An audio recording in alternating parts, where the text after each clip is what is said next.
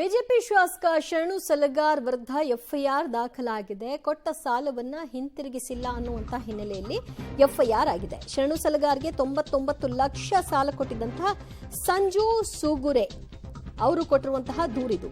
ಹಣ ವಾಪಸ್ ಕೇಳಿದ್ದಕ್ಕೆ ಜೀವ ಬೆದರಿಕೆಯನ್ನ ಹಾಕಿದ್ದಾರೆ ಅನ್ನುವಂತಹ ಆರೋಪವನ್ನು ಮಾಡ್ತಿದ್ದಾರೆ.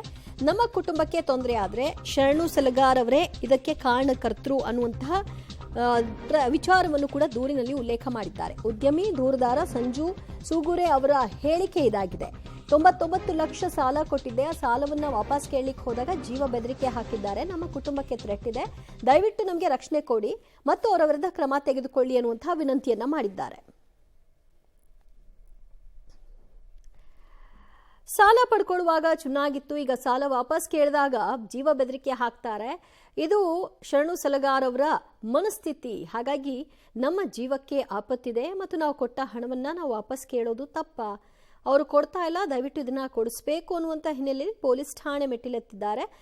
ಸಂಜು ಸೂಗರೇನವರು ಅವರು ಒಬ್ಬ ಉದ್ಯಮಿ. ಈಗ ಸದ್ಯ ಅವರ ದೂರಿನ ಆಧಾರದ ಮೇಲೆ ಎಫ್ಐಆರ್ ಕೂಡ ಆಗಿದೆ.